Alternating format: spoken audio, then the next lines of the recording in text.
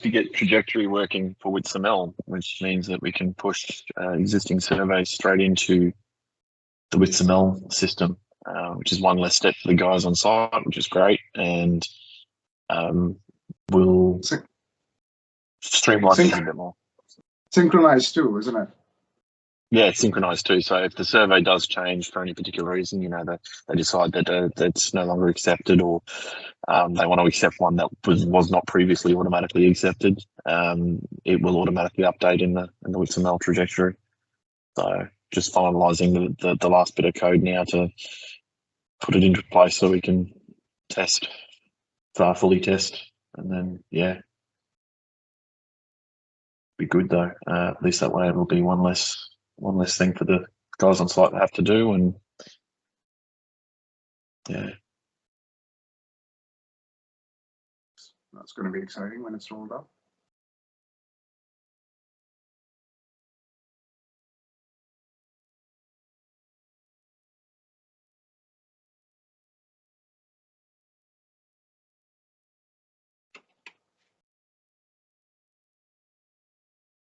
Are people in the lobby?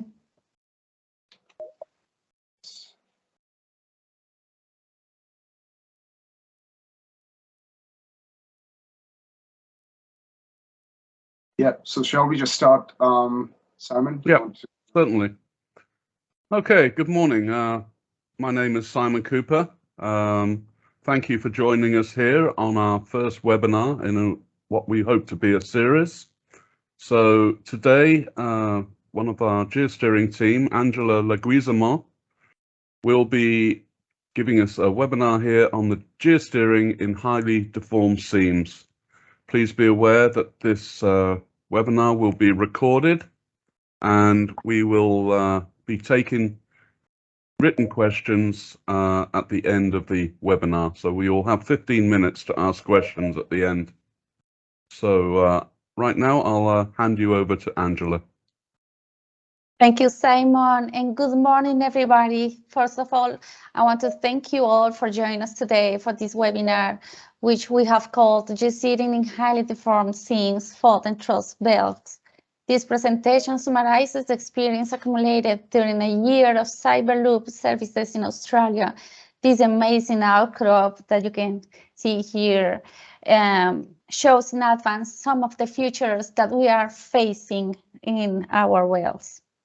So next, this is the agenda that we are going to follow in this webinar. Initially, we'll discuss briefly the structural geology framework of the area that we are working.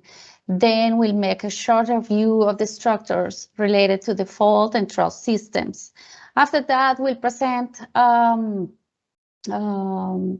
the structures as found in real time, explaining the challenges faced and also the achievements gotten. Next, we'll present how the geosteering service is delivered, the results of our campaign 21-22, and finally present you our team. I hope you enjoy it. So let's start with the structural framework. Geographically, our working area is located at the eastern of Australia. So we can see here in the image, in the picture, the black square. Tectonically, the Bowen Basin was formed in the latest Carboniferous or early Permian with the development of a series of half-gravens during the extensional phase. Later, during the late Permian to Middle Triassic, the contractional event led to the reactivation of pre-existing faults, causing the inversion of the movement, forming a fault truss belt with the associated structures. Low-angle truss faults control the deformation of the sedimentary succession. Sorry, back. I want to show you here that this red line that we have here is a section that is presented here with the seismic interpreted in the lower part. And here we can see the low angle faults reactivated and the truss faults affecting the Permian section. So Continuing with the fault truss belts, in this block diagram, we have the structures that we are dealing. So shows the structures associated to compressional deformation, specifically to fault truss belts. So in essence, we have the fault truss faults that they can be the fault propagation fault and the fault bend faults. This one. We have series of stack truss faults, as we can see here. We have the hanging wall anticlines, as we can see here, and we have the footwall seam forms. And then we can see the series of faults. So let's talk about, like, as we saw it, as examples of the structures that we saw in real time. So truss faults. They are plot as non-vertical faults model in real time. So this is something very nice that the software that we are using, which is the Adaga one, the Geosteering Office, that allow us to plot the faults non-vertical with some degree. Sometimes we are allowed perfectly to pick the dips of the faults, and then we can model it easily in real time. So I will show in the right corner, we have the conceptual model, and in the center of the image, we show the model. Let's start here describing the facts. By the model, we were expecting some dip similar or close to 92 degrees, but what we got actually in real time, this part of the well was decreasing of dip from 89 to 90 degrees, 91. And then we had this ramp here to 97 degrees. Then the well, that is the gray line here, the original hole, found the fault, and then the decision was drilling up to try to get or reach again the seam. Once it was detected and we confirmed that it was the seam, so a sidetrack was planned and executed in order to recover some of the lost section in seam. So we did this sidetrack, that is the pink line here, and found again the seam. So this is in general terms like the way that we face this structure here. It was affected by local faults, and if we see in detail this model, we can see that we have the syncline in this part in the foot wall, and then this is the limb of the syncline. Then comes the fault inclined. And also we have here like steep dips still in this zone, similar to these that we are having here. And then it's like rolls over the fault, so the dip decreases dramatically to 91 degrees again. So these faults after this main truss fault, we are not sure if they are vertical, but we tried to keep the model simple. So now that we see all the elements that we found in a model and we have it in real time, we can say that it was a challenge to find again the seam. And anyway, in the end of the well, we got near 95% in seam, and we exceeded by 17% the KPI of our client, that is 1.2 kilometers or 1,200 meters in seam. Don't worry if you don't see here the tracks, like to make a log control that we are matching the model with the real time. I will show you later all these images into the lateral summary. So let's focus on the structure, and then I can show you the entire example. Truss fault stacked. This example includes the previous one, but followed by another truss fault. The elements here are the syncline in the fault wall, here and here. You can see that. We have also the anticline in the hanging wall. We have it here and we have it here. And also we have the deformed sole after the truss fault that we have it here and here. As I told you before, this is the same well as previous, so it's the same achievements, like the 95% in SIM and 17 exceeding the KPI of the client. This is a beautiful fault example, faults. So here we have many elements that we can talk about. In principle, we have this anticline. We have two truss faults here and here.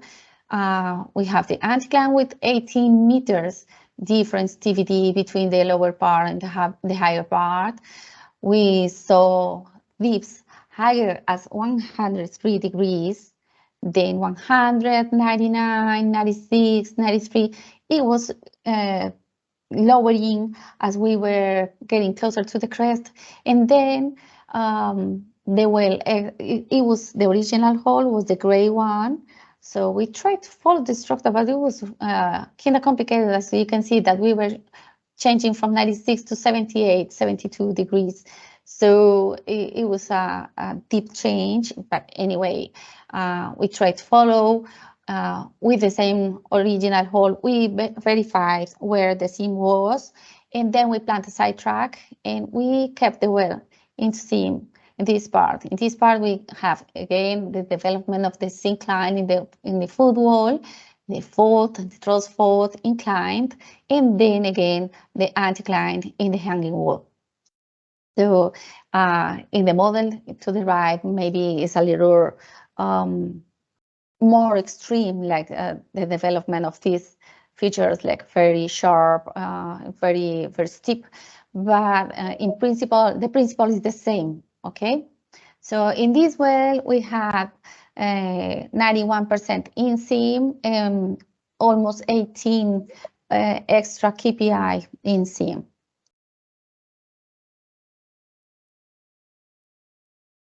Faults is another structure that is like from book. This is a book example of faulting by plastic deformation accommodated by brittle faults and fractures. So the challenges faced in this well include deep change from 87 to 97 are quite symmetrical. And from this point, the seam changed laterally. So like the character of the seam changed, and we were able to correlate with another well that had similar properties. So from here, we have another well, another properties from another well, and also the lower part of the seam, it's like a ply that has poorest properties, like dirtier gamma ray, and we had a like smaller window for geosteering. As achievements in this well, we have 98% of in seam and exceeded by 2% the KPI of our client. And it was also one single run, no side tracks in this well. This is the total, the entire lateral. From now, we'll show you some of the entire lateral sections to allow you to see the complete view of the curtain section as it is in the program that we are using. The tracks can be completely customized. So the order as the colors and the curves that you show here, it can be completely customized. So this is our preference and like our standard that we are showing the image in the top.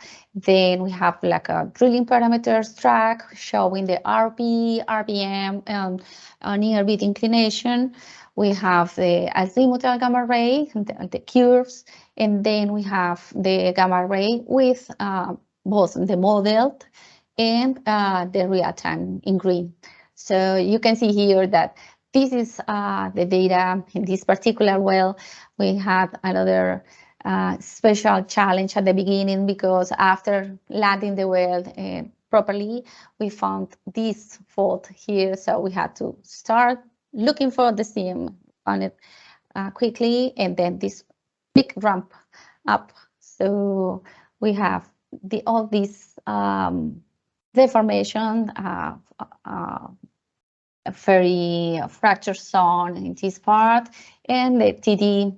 But this is one of the good wells that we have done so far. This is 94% in seam and exceeded by 17 the KPI of the client.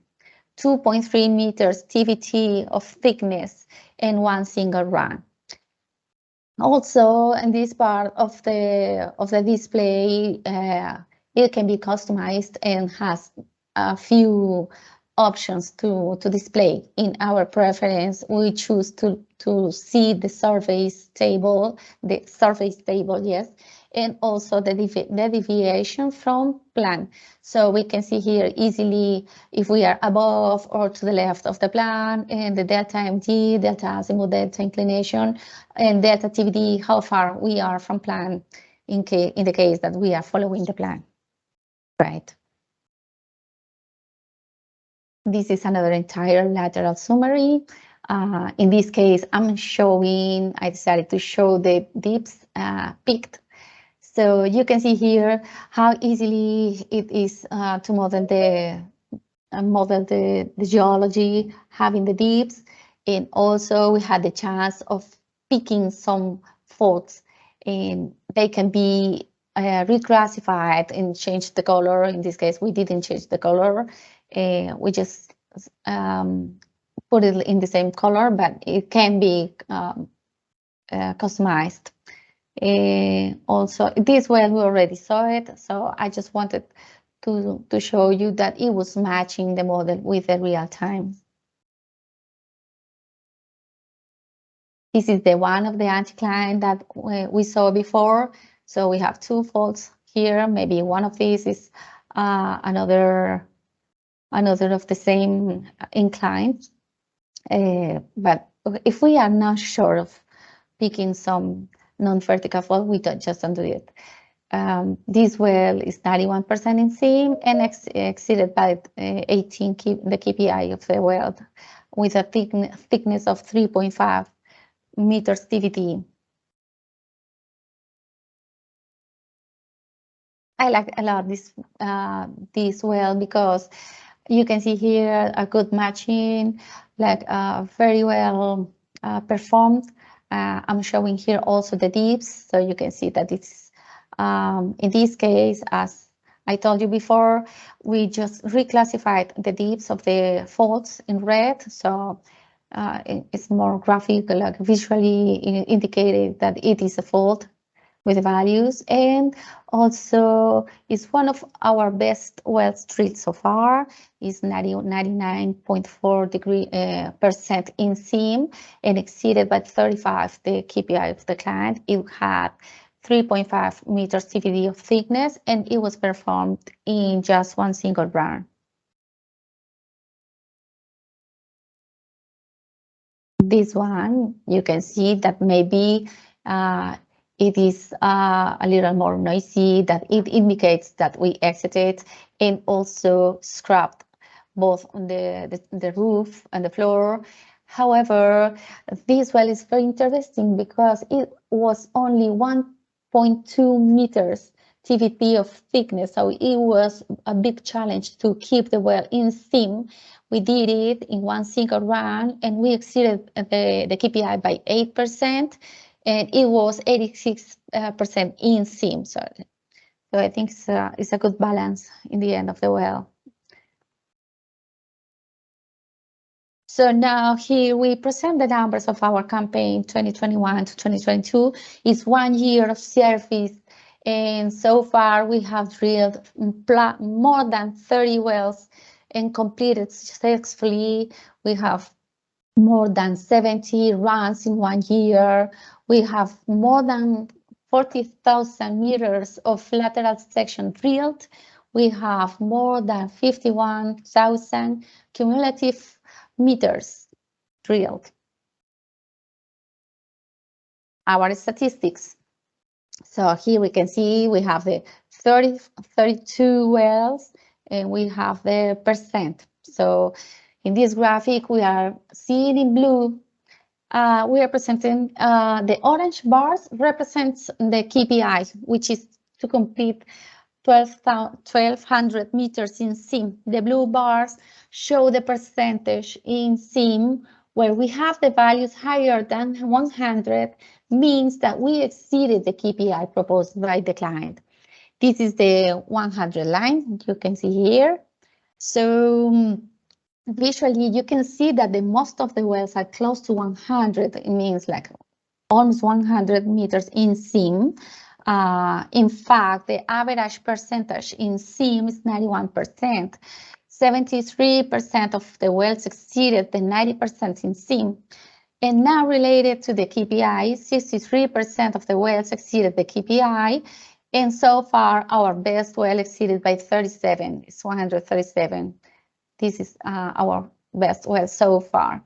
And we see here also a good improvement of performance after more or less this section.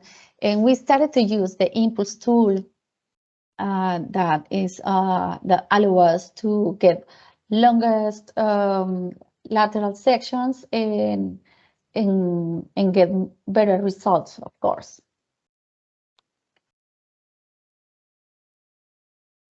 Passing to the Geosteering service, let's talk about the 4 components to deliver a proper service. In fourth place, the directional system. We are using a regular mud motor plus a shower hub for the near beat inclination and a azimuthal gamma ray communicated by EM. And above the motor, we have the MWD for surveying. The field personnel is composed by DD experts. It's a reduced crew that has a strong background of LWD, so they program and run the tools in whole.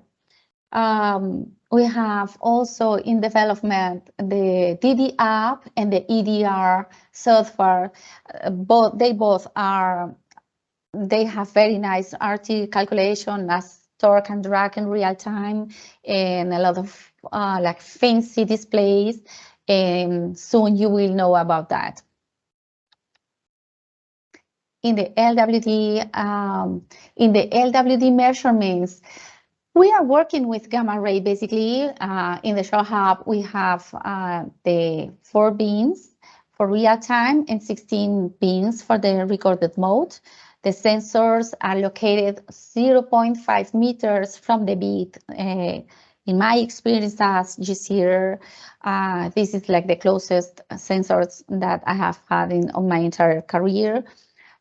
We have also a gamma ray average, and we have the curves that they also support our decisions in real time. From the Geosteering experts, we have wide experience. Our team, when I say we, I'm talking about our team of Geosteerers. So we have wide experience with LWD technologies, drilling through cold seams, conventional and unconventional reservoirs. We have a high performance in complex geological scenarios, faults, and thin targets. The Geosteering software, we have a very fancy a strategic partnership with Adaga. That is a very, very nice software. It has a very easy interface. It allows us to model complex scenarios and also like deliver a quick and reliable service. It has, I have some images next that I can show you what else the software has. So we have vertical display of logs in MD, TVD, subsea. We have vertical displays for the images and deep peaking, which is so nice. So we can change the scale and change the scale and the colors. So we can enhance some of the features. Also, we can display continuous logs as discrete logs and make highlight some zones. For example, the reservoir is highlighted in this example.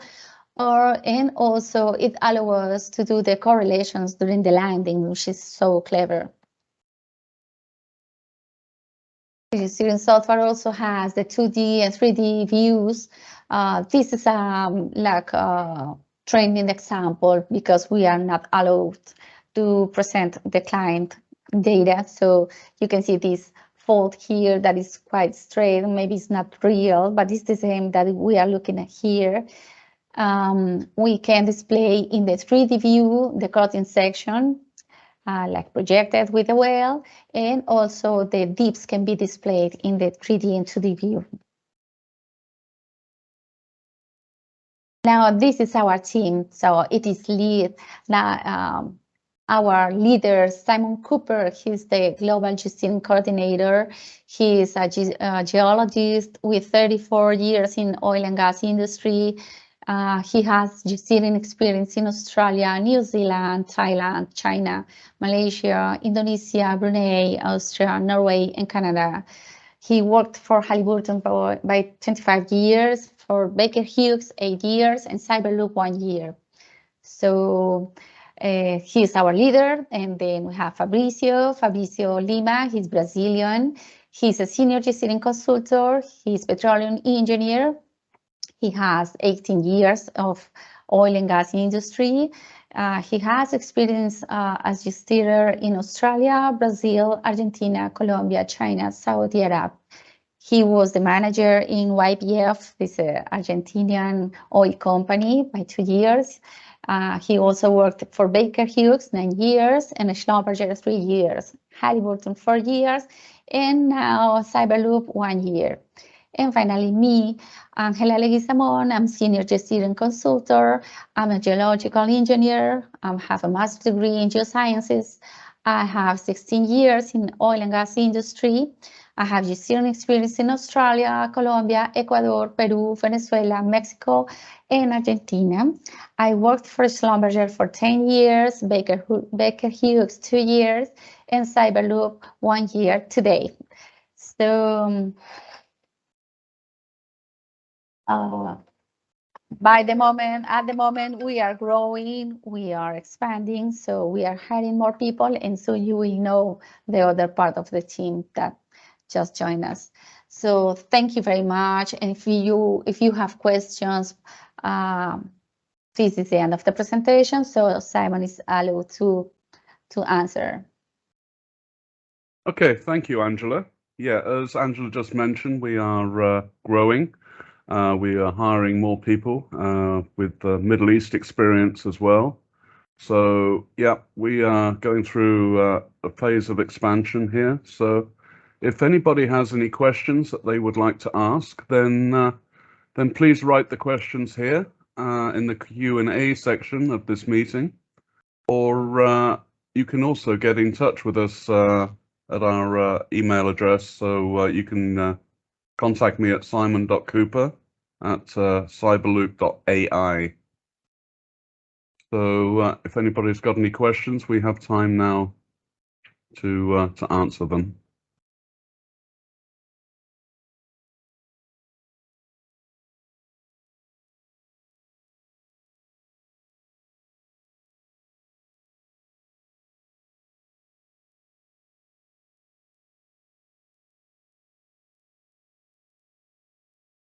Maybe just for context, so there's a Q&A button on your top ribbon.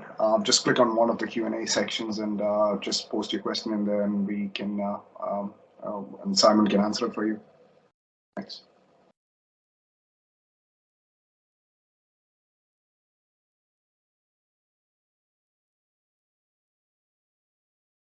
Got the first one from Brad. Arrow, are the LWD tools used in example provided by Cyberloop or a third party? The LWD tools that we are using are provided by a third party. We're currently using tools from MOV.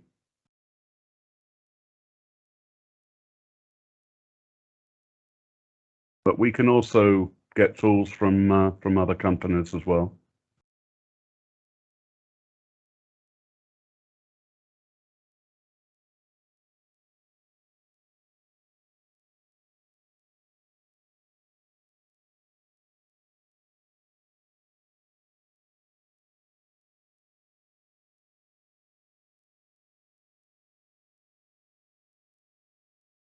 Okay, I've just got another one from Mohammed Arabi. Do you have an acoustic sub to monitor hole enlargements with different drilling directions? Okay, so yeah, we could use tools from I believe it was APS or ATS. They have a density tool which will also have a standoff correction, so that tool will have caliper as well.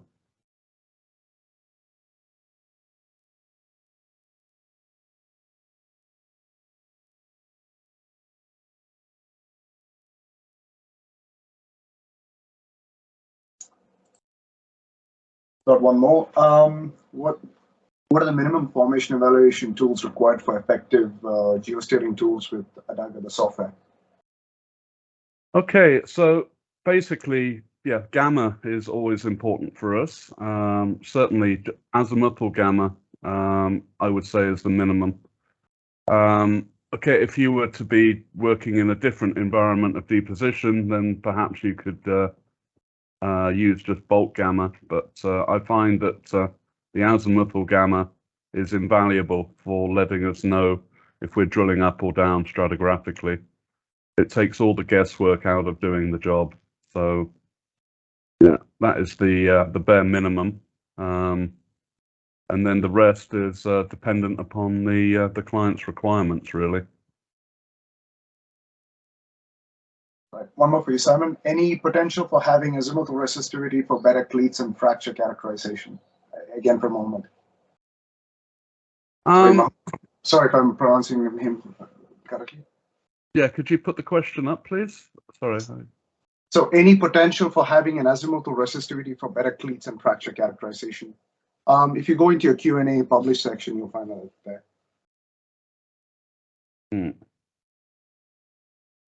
Well, I can't answer the question if we do we have a azimuthal resistivity tool available to us at this moment. Tito, can you embellish on that, please?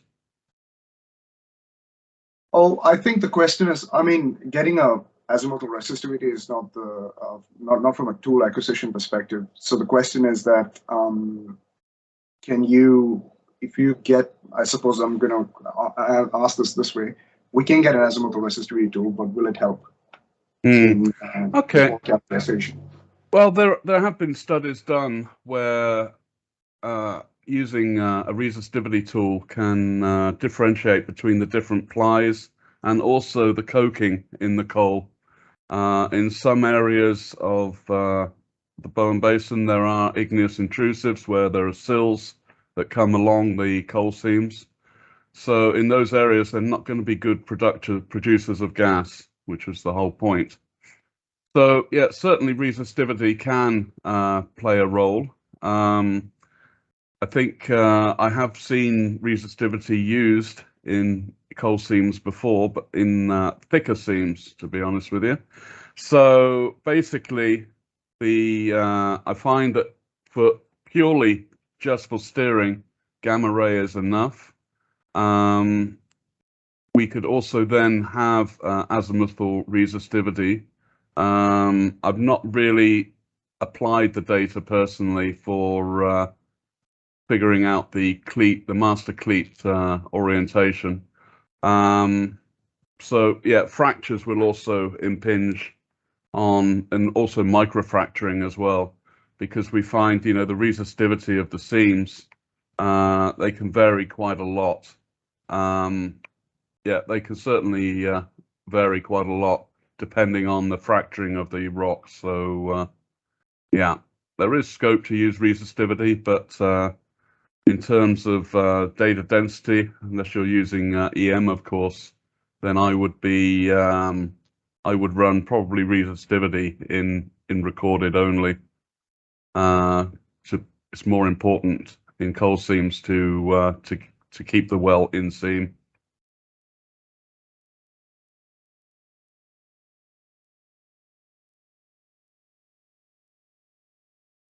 Sorry, Tito, you're muted. So I am sorry. So I've just unmuted Mahmood. So if you'd like to ask any follow-up questions, feel free to unmute, like I just didn't do. And yeah, Simon.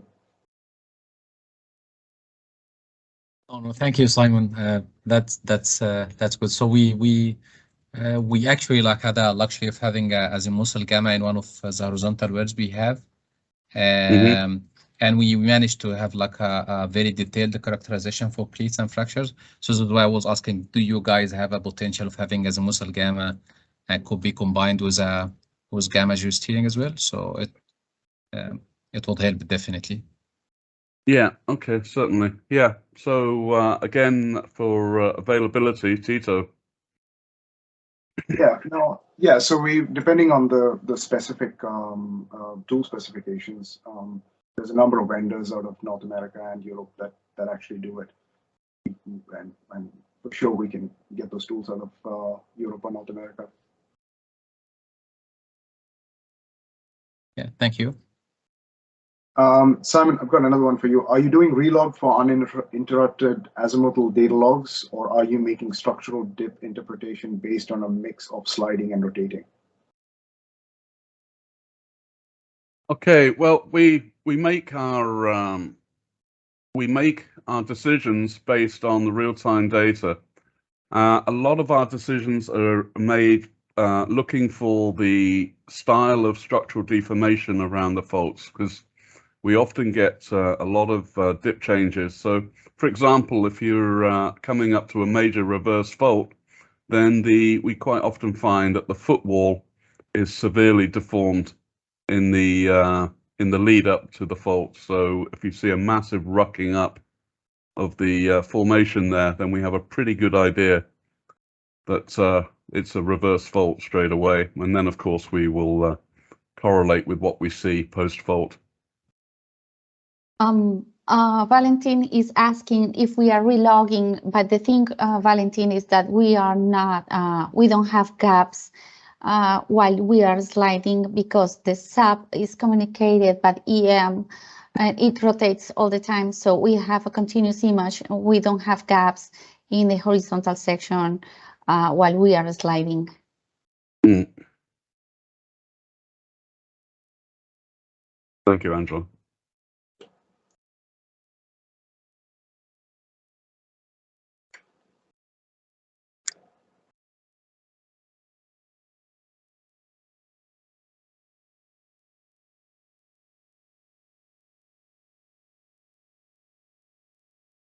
Valentin, hope that answers your question. Or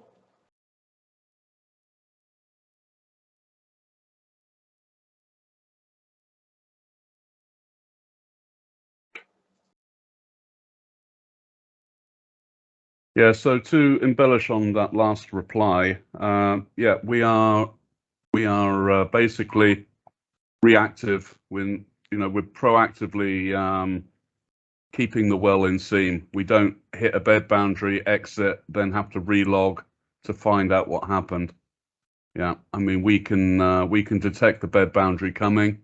We also use seam characterization to know where we are in seam. So we can drill a lot of wells where we don't even get near the roof or the floor of the seam, because there will be other laminations within the seam that we can use to steer.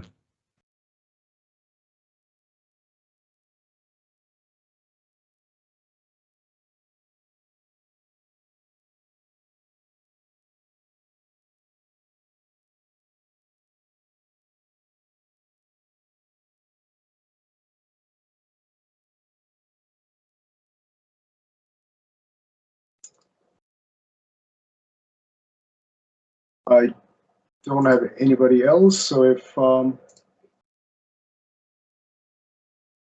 if there's nothing else, Simon, I'd leave it to you to yeah, close out the webinar. Okay, well, thank you everybody that's taken the time to join us today. Yeah, it's been fun to do this webinar, and yeah, we hope to do more in the future. So, as I say before, you know, if you've any further questions, or if you've any projects that you would like us to be included in, then please don't hesitate to get in touch.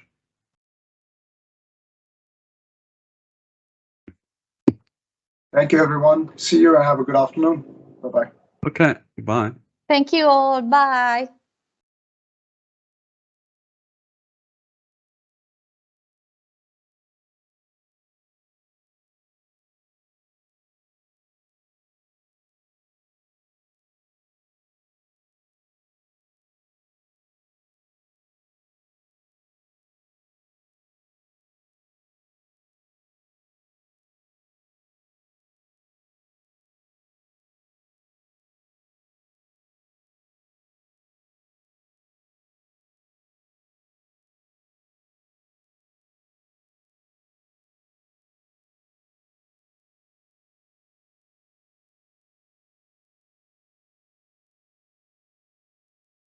Is everybody out? No.